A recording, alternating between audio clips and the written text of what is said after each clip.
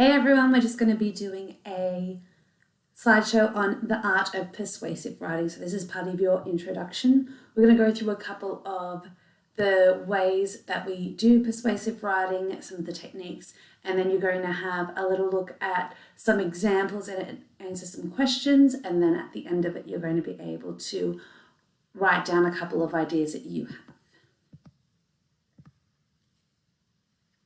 So there are different forms of persuasive writing. There's advertisements, which can be anything from a billboard to a TV ad to a radio ad. You've got what's called editorials, and they're usually on newspaper articles or at newspaper websites, and they usually do different aspects of what's happening, and they give opinion pieces or they give evidence all the way through it as well. You've got speeches now, mainly the ones that you know would be from prime ministers, or you've got like climate change activists. They also have lots of speeches as well, and that's when they usually put forward their opinion. And usually while you do speeches in class, they do the same thing. They present their argument and they talk about all the different things.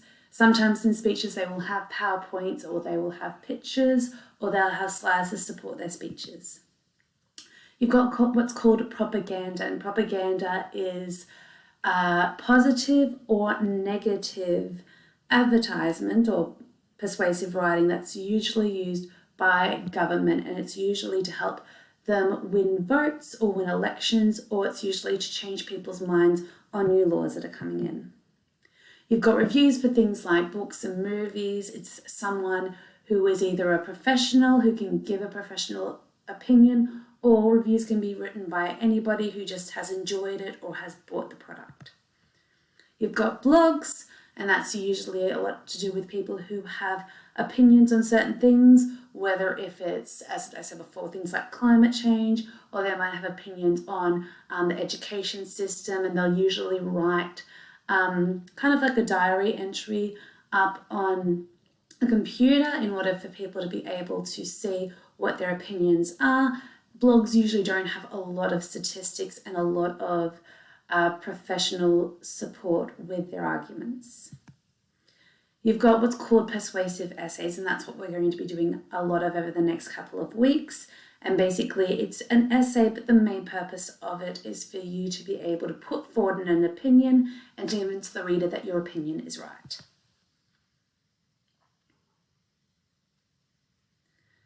So we've got forms of persuasive writing, as we were talking about before. So advertisements try to convince you to do or buy something, and there's a little ad that you'll be able to see later on in your MyEd. You've got forms of persuasive writing, editorials about current issues appearing in newspapers and magazines, or on television, radio, and the internet. You've got persuasive speeches, which is try to convince an audience to take action. And the picture here is of Martin Luther King. He did a big speech on the movement of America and their treatment of the African Americans, and he was quite famous in his speeches of being able to say that people needed to be treated better, and a lot of those speeches came at the end of protests.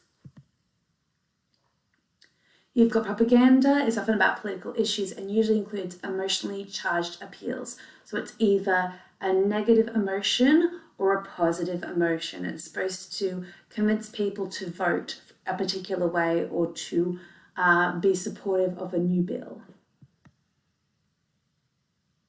So we've got reviews, elevate items like books or movies and state an opinion as to whether the product is worth the reader's time and money. And as I said before, there are lots of professional reviews out there, which is usually in newspapers, or as you can see, there's a movie website that has professionals that know what they're talking about and they have experience, but there's heaps of reviews from multiple different people who are not professionals, and it's just merely their opinion or their experiences that they have of using the product, or in cases like books and movies, actually reading or viewing the particular object. Blogs provide commentary on a particular topic, often combining text, images, and links to other blogs, web pages, and other media related to its topic. Blogs also allow readers to respond. Now, blogs are a little bit like editorials, except that blogs are written by non-professionals. So it's usually by people who haven't studied up in this area, or people who would actually be able to have speeches in, government, or speeches at protests, because they don't have that level of experience. So persuasive essays, which is what we're going to be doing a lot of, uses logic, reason, and emotion to convince readers to join the writer in a certain point of view. So logic and reason are things like statistics, or it'll be things like evidence from professionals, or evidence from, medical trials, things like that actually have a strong support or a weight to it, where in persuasive essays, when they use emotions, they will use extreme sayings, or they will use sob stories. They will use things so that you will feel good about what you're reading, or things that will make you feel bad, and that hopefully will sway as to whether or not you agree with the writer by them being able to make you feel either good or bad. So the persuasive essay, which is what we're focusing on over the next couple of weeks, convinces readers to agree with the writer's opinion. You've got these couple of points that you need to be covering in your persuasive essay in order to make it a good one. So there is the lead or the hook, which captures the reader's attention. The thesis states the writer's assertion, belief about the topic. So it's whether you agree or disagree with a particular side.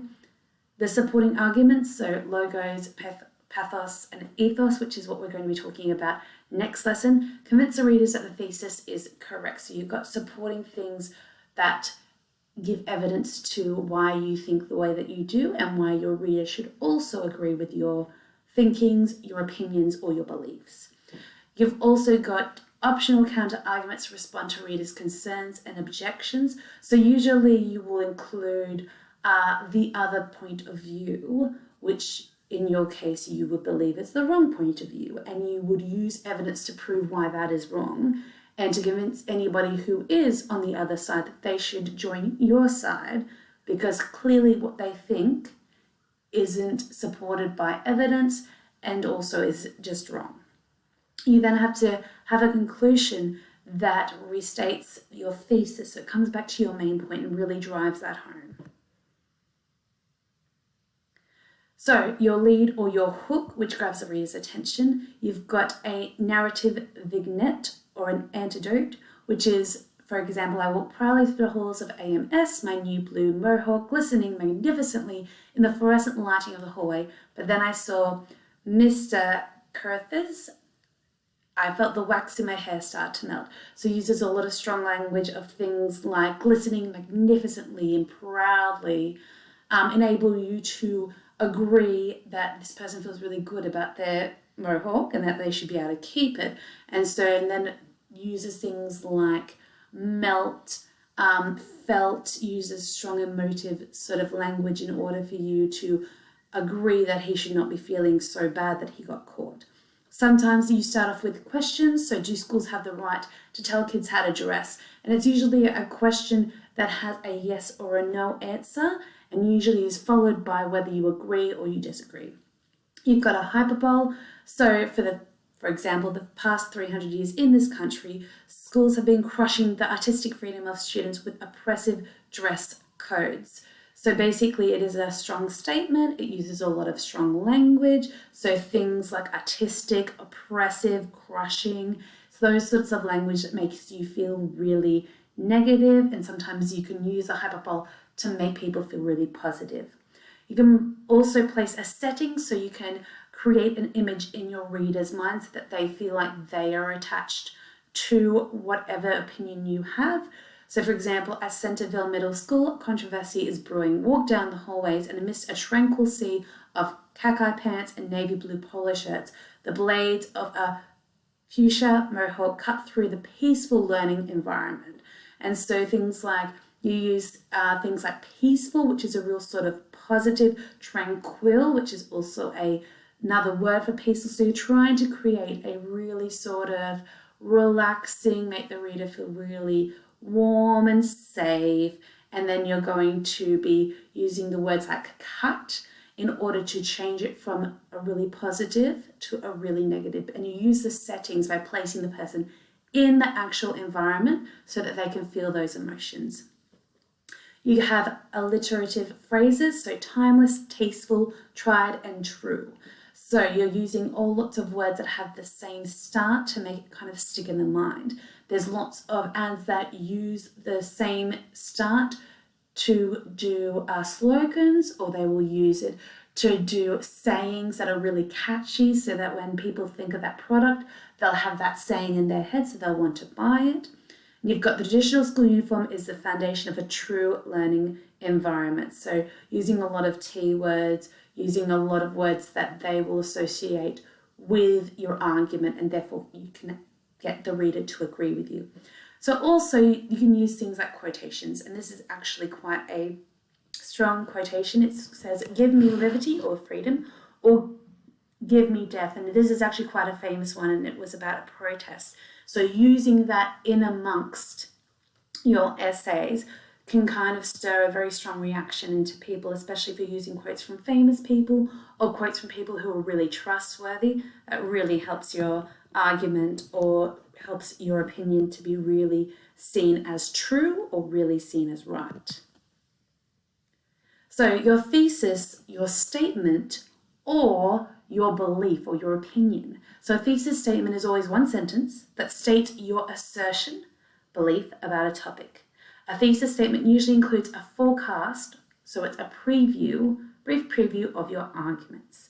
So usually you'll start off with things like, I believe, my view is, my point is. You kind of make it a real sort of personal thing. And then you fill in the blanks. So it can be anything. I believe in climate change.